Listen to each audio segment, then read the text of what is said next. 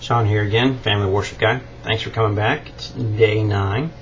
Hope that you guys are doing all right. Today's going to be a tougher lesson because we deal with the big topic of sin. For your memory verse tonight, when you guys do it, go ahead and pull out the Bible. Show your kids where your memory verse is found. It's a great way for them to see where it is and to realize that they are hiding God's Word in your heart.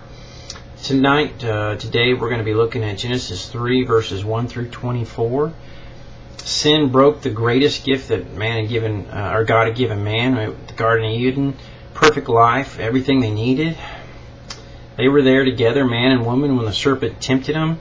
And it's the same lie that gets a lot of people, that you can be like God, that you can have these things that you don't have, that you think are worth it. And together they both made a decision to eat of the fruit they were told not to.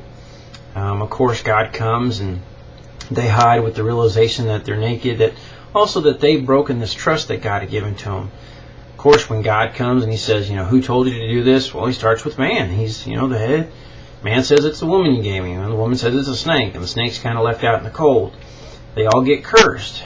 I see it with my children. My 3- and 4-year-old, they fight, and, my brother Micah said, he did this, he did that, and eventually it's the youngest child who's 5 months old, 6 months old, left there holding a bottle going, how did he do it? The fact is that we need to teach our children that sin has consequences. It's a tough lesson for them, but everything they do that's disobedience, Exodus 20:12, honor your father and your mother, it's a sin if they don't obey you. If they lie, if they steal, if they cheat, coveting, you can teach them about that if you desire someone's toy so much you take it away, well, that's a sin. And we've got to teach them early on that when they do sin, God's going to punish. Whether it's in a certain way or this way, we don't know, but it does happen.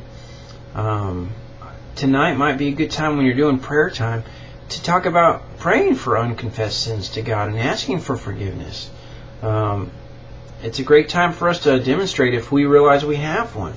Sometimes it makes a world of difference when what we say and what we do lines up. That's what our kids notice, is what we do more than what we say.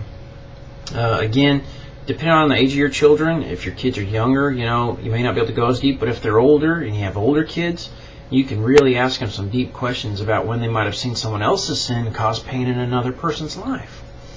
Again, stick with it. You're blessing your children. God is probably just jumping for joy, and I hope you're seeing some blessings in your family because of it.